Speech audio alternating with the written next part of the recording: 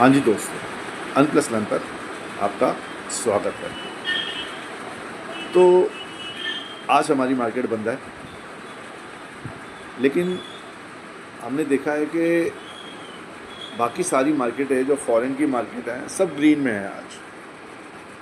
और ये तो हमारी मार्केट आज बंद है, नहीं तो हमारी मार्केट भी आज हरे रंग में ही होती।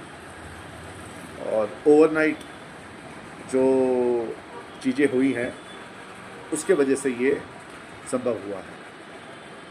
अब ये रिपोर्ट के द्वारा खबर आ रही है कि ये है कि जो मैं आपको बताऊंगा, लेकिन डाउ जोन्स को देखोगे तो 300 पॉइंट ऊपर है, नीचे से देखोगे तो तकरीबन 650-700 पॉइंट ऊपर है। नैस्डैक को देखोगे तो 280 पॉइंट ऊपर है, ठीक है। और हम हमारी गिफ्ट निफ्टी को देखते हैं, तो तकरीबन 139.5 पॉइंट्स ऊपर, 140 पॉइंट समझ लो। तो अगर आज मार्केट खुली होती तो कल जो पहले हमारी मार्केट थी तकरीबन 28,842 में बंद हुई है, 0.65 में। तो वहाँ 150 और यहाँ 150, तो तकरीबन आज निफ्टी हमारी 300 पॉइंट ऊपर खुलती अगर आज हमारी मार्केट खुली होती। तो जो रात को खबर आई है इसके वजह से, जो रिपोर्ट के द्वारा आई है, ये आप देख रहे हैं कि ब्रेंट क्रूड भी 98.64 के आसपास है और WTI भी 96 पॉइंट समथिंग। तो मतलब ये भी 100 के नीचे ही चल रहे हैं अपना तेल। तो जब भी तेल अगर नीचे आ रहा है और हमारी मार्केट, बाकी मार्केटें ऊपर जा रही हैं, तो इसका मतलब तो यही बनता है कि कुछ ना कुछ ऐसी घटना हुई है वॉर में कि जो पॉजिटिव साइड में है। तो ये हमें एक हिंट मिल जाता है, आइडिया मिल जाती है कि हाँ चलो कुछ ना कुछ अच्छी खबर ही आ रही है। क्योंकि पीछे पाकिस्तान में जो बैठक हुई थी ईरान और अमेरिका की, ये तो फेल हो गई। कारण जो भी हो, इराक का कहाँ था, लेबनान था, जो भी था। अच्छा, जो रिपोर्ट के द्वारा खबर आ रही है वो अच्छी खबर ये है कि पहले तो ट्रंप भाई साहब ने एक खबर अपने ट्विटर हैंडल में डाल दी कि हम किसी का जहाज़ नहीं जाने देंगे, अगर जाएगा तो सबके जहाज़ जाएंगे ईरान से, वो स्ट्रेट ऑफ हॉर्मोन से, नहीं तो किसी का नहीं जाएगा।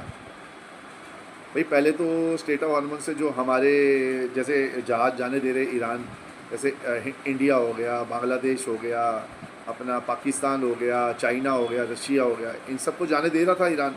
हमारी गैस सप्लाई और वो सब आ रही थी। लेकिन अभी बीच में जब इनकी टॉक्स फेल हो गई तो ट्रंप भाई साहब ने कह दिया कि उन्होंने कह दिया कि हम ये स्ट्रेट ऑफ हॉर्मोन उस पर कब्जा कर लेंगे। क्योंकि ईरान क्या कहते हैं अपना वो हफ्ता वसूली कर रहा है, ठीक है। मतलब डॉलर्स, मतलब $1 मांग रहा है हर एक बैरल के ऊपर, $1 मांग रहा है वो। तो पैसे इकट्ठे कर रहा है, हफ्ता वसूली कर रहा है अपना। तो इस चक्कर में उसकी मतलब ईरान की और USA वालों की ठन गई। तो अब तो अमेरिका ने ये USA के जो ये है ट्रंप भाई साहब कहते हैं कि हम अगर जाने देंगे तो सबका जहाज़ जान देंगे, नहीं तो किसी का नहीं जहाज़ जान देंगे। इन्होंने लिखा है कि all being allowed to go in, all being allowed to go out. इसका मतलब है कि या तो सब जाएंगे अंदर बाहर स्ट्रेट ऑफ हॉर्मोन से, नहीं तो कोई नहीं जाएगा। और इसलिए उन्होंने अपनी आर्मी वगैरह तैनात की और उन्होंने कहा कि जो भी जहाज़ यहाँ से जाएगा उसकी चेकिंग होगी कि भाई क्या जा रहा है। क्योंकि इनको अमेरिका को ये भी डर है कि जो चाइना और रशिया ये अपने जहाज़ भेज रहे हैं इनको, ईरान को, और उसमें आर्म्स, एम्यूनिशंस और सीक्रेट वेपन्स और अलग अलग तरीके की चीज़ें भेज रहे हैं ईरान को, जिससे इनको मदद मिल रही है। अमेरिका के जहाज़ जो एरोप्लेन्स को टारगेट कर रहे हैं और भी इक्विपमेंट्स भेज रहे हैं। चाइना और रशिया हेल्प कर रहे हैं बेसिकली ईरान को। तो अमेरिका वाले मतलब ये ट्रंप सोचता है कि ये बंद कर दिया जाए।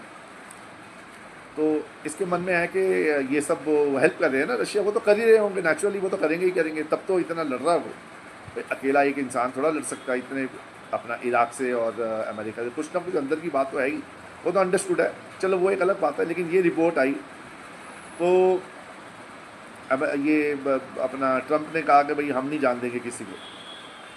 तो फिर इस बीच में एक खबर आई तो मतलब सारी हाहाकार मच गया कि तेल ऊपर चला गया, वापस लंका लग गई सबकी, तो चलो हो गया बेड़ा गर्क, अब फिर वही युद्ध शुरू हो जाएगा।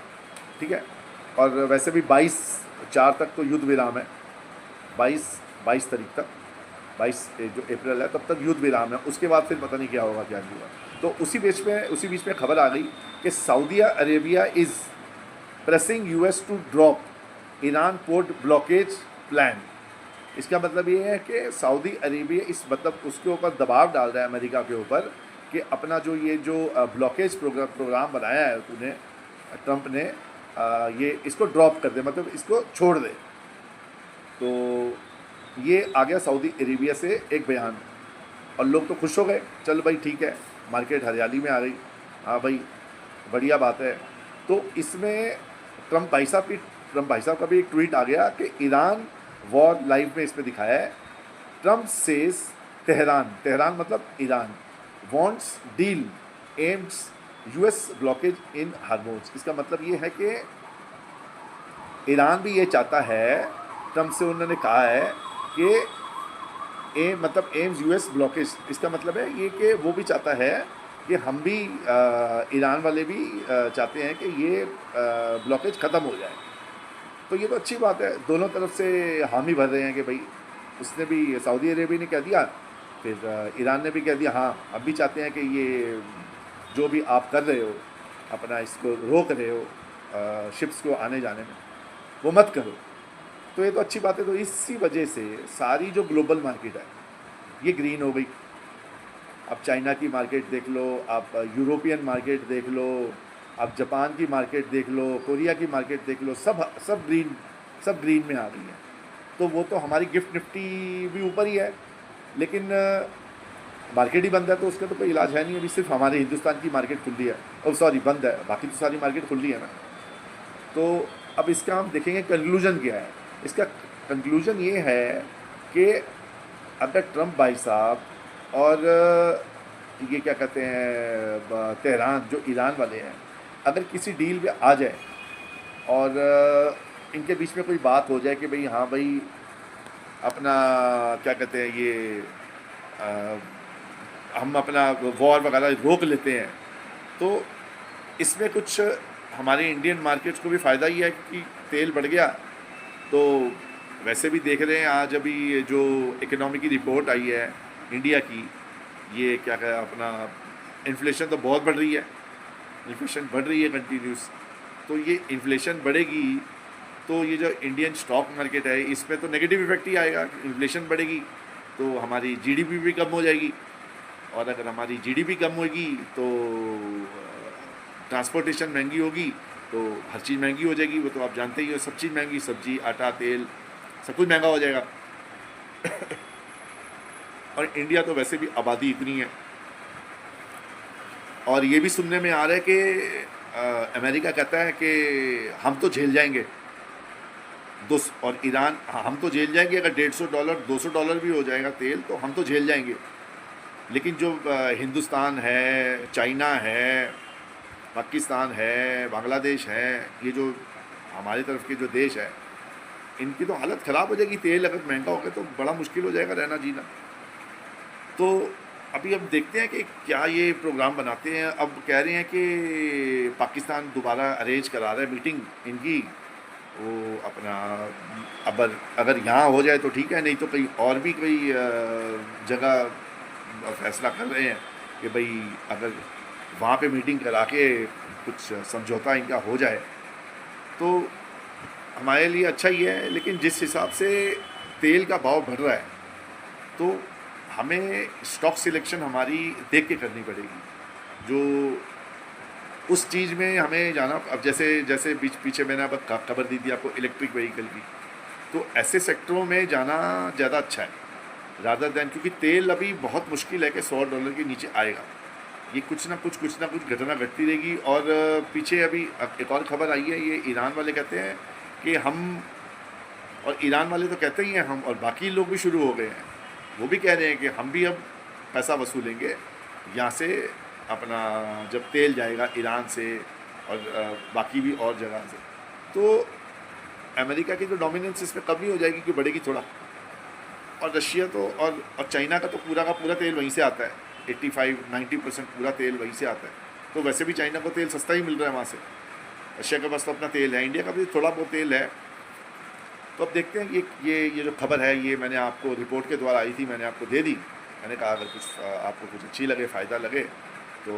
अब ये तो कल क्या होगा वो तो पता नहीं, किसी को भी नहीं पता वो, लेकिन जो खबर थी आपको पहुंचा दी मैंने। अगर आपको लगे कि ठीक है तो प्लीज़ अगर हमें भी लाइक और सब्सक्राइब कर दीजिएगा तो सर हमें भी अच्छा लगता है। बस ठीक है जी, धन्यवाद।